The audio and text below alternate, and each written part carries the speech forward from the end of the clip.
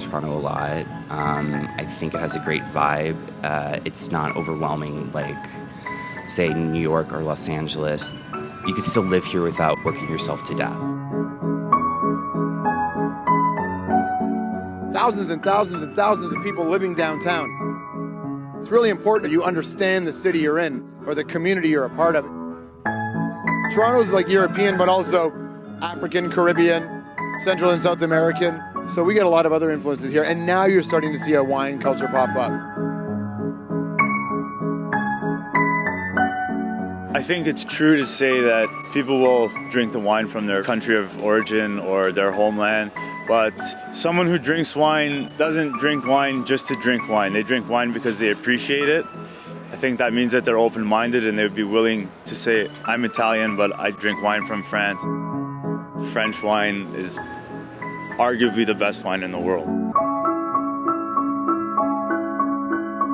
It's a bit cliche. I was in Paris and I was buying wine, and then I would go to the market and they're saying, well, you should drink this and eat this. It was kind of true.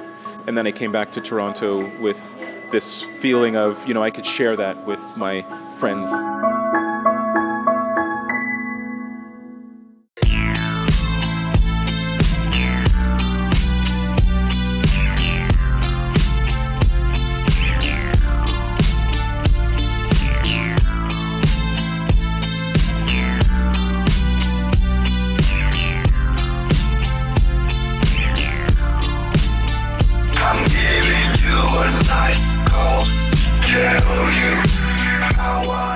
Once we close up, we will often have a drink of wine while we're drawing or something. And a lot of clients are really gracious and they bring bottles of wine as a tip. So there's usually one or two laying around and everybody enjoys it.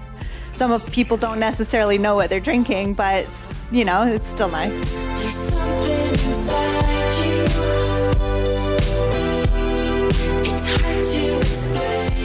If you're spending more money on a bottle of wine, I think that someone in my income group or my age group is going to be intimidated by that bottle and that label and that price. And there's also a big pressure, on what they're going to end up doing with it, what meal they're going to have it with, or is it special enough, or are we just going to down it and not really know that we're drinking something like this?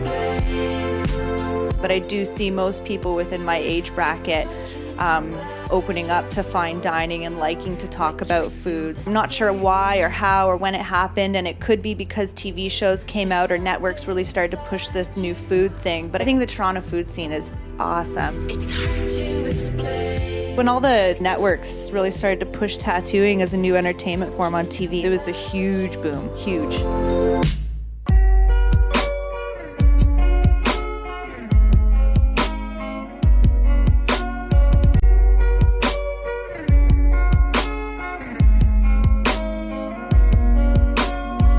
Toronto food scene is really evolving in the last maybe handful of years, where the restaurant scene is coming down to the street. An event like this, Soup Stock, where everybody's gathering for a good cause, you have 200 really great chefs selling soup here, and you're actually getting introduced to stuff you would never otherwise get introduced to. We're starting to get the advent of trucks here, which is great, having food trucks. It's not just hot dogs anymore, which as a born and bred Torontonian, so exciting. The Underground Food Market, that festival is really cool. It's become this event. It's become a big deal in Toronto. Never would have happened 10 years ago.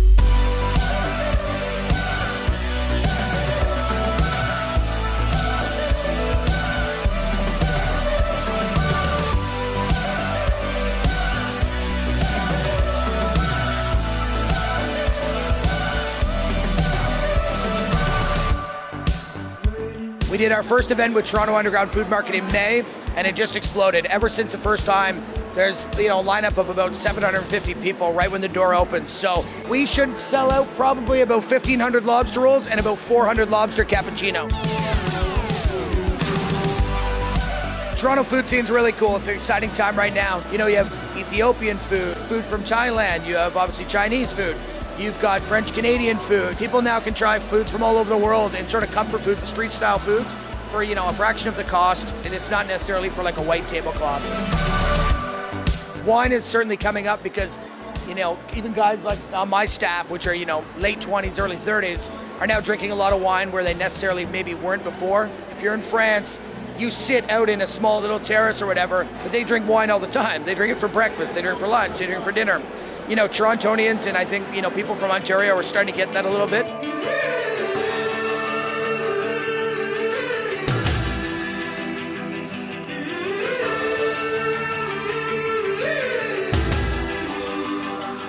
The vision and the mission behind Midfield was to really open people's palates, their mind, and allow people to learn. And I think if they can learn, that gets me excited, that gets them excited, and everything becomes easy. Even when my luck is down. I think people still think wine is a bit of a high-end product and a bit more of a luxury product. And there's still a mysticism, a elitism around, you know, there's the glass, and then there's the swirling, and then there's like the opening of the bottle, and I don't know what I'm tasting. Toronto is a beer town, really, when it comes down to it. The overall public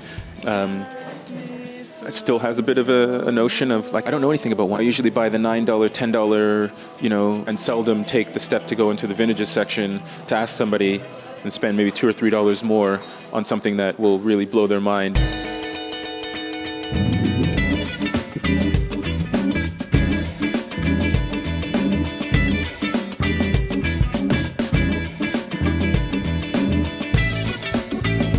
Yes, I have tried wines from France. On occasion, I couldn't tell you what though. I have tried wines from like the Bordeaux region. That's about it. I tried some. I haven't bought any recently, no. I love French wines. I don't know. Just never go down that aisle. Yeah, actually today I bought one from France. I think this is like $13, which is pretty good. France, I love. Quebec does a lot of France, but I don't know. I feel there's more value in Argentina. I just feel there's better value there right now. There's a wine store near me, so I usually go there, and they only sell Canadian wines. So that's kind of why I've gone to that. But I just don't have the experience. I have nothing against buying French wines. I have friends in France. They always complain they can't get good French wine here. I think that you can only get good wines from France if you're in France.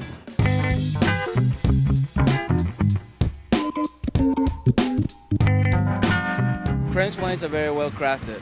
You always think of quality, right? It's an older tradition, usually older houses, older wineries. So the wines have a more sophisticated flavor, more complex, and people appreciate that, especially wine connoisseurs. It's just the straight up sugars and stuff. I think the New World has better growing climates for that sort of thing. But, I mean, the French have better technique. I mean, but they're getting good in the New World, and a lot of French people are in the New World doing it, so. To me, the difference between French wines and North American wines, they call it by region as opposed to the grape. So as soon as I figure out the difference between the region and the grape, then I'm okay. I'm still learning a bit about it, but it took me a little while to figure that out. I know some general properties. I do know kind of pairings for that sort of thing. But then when you get down to the chateaus specifically and the actual, I know the regions, but I don't know the actual makes. So you got to really research if you want to do that. So usually I'll make a guess. I'll say, okay, that's a Bordeaux or a Beaujolais, or and make a choice that way. I like wines from Languedoc region, from Rhone. I have an idea of what at least region I want. So if I don't find that region, I just kind of go to another region, pretty much. I go by whims, I look at whatever they happen to have, and sometimes the Côte du Rhône, sometimes Saint-Emilion, and just whatever I can find, really. I have tasted some wines from Alsace. I do like the fruitiness of the white wines.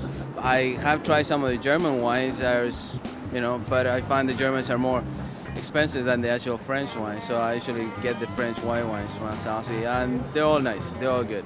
If you want a little bit of fruitiness, it's the way to go. I like Burgundy, but I think I prefer Bordeaux. Still, for me, it's all about not the quality. The quality is there, but the price.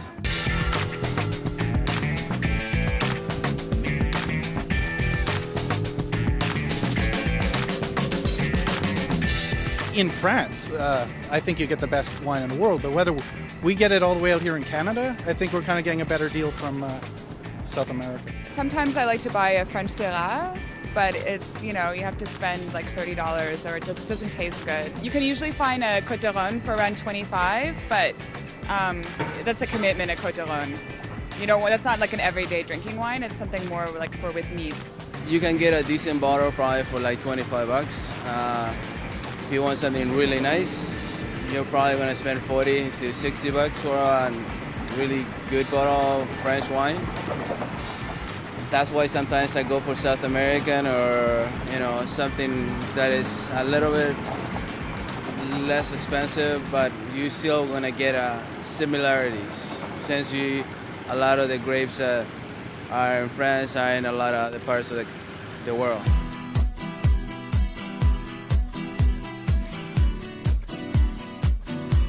I wouldn't say I have much of an opinion on wines from France. I've consumed a lot, but I feel that there's so much competition now, and the market's so flooded with good wines from everywhere else that it's just white noise now to me.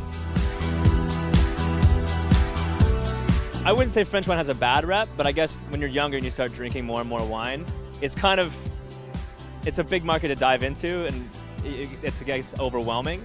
So I guess when you hear about French wine, it's got a reputation of being kind of elitist, and so you don't go there right away because it almost seems daunting at first. So kind of stray elsewhere and get a feel for it. But I have nothing against French wine. So when you hear about wines growing up, you always hear about French and Italian wines. So I guess they have that kind of old school clout. But for me, I mean, it really comes down to pricing and taste for what you get. And if I can find a good bottle of wine for under $20, I don't really put a lot of emphasis on where it's from, as long as it has the right notes and it goes down nicely. And maybe one of the reasons why I don't drink more French wine is because I find that here the wine rack stores tend to only sell local wines or Ontario wines, and when you go to the actual liquor stores, they tend to have California or South America or Italy, but I rarely see a specific French wine area that I recognize or that I remember anyways.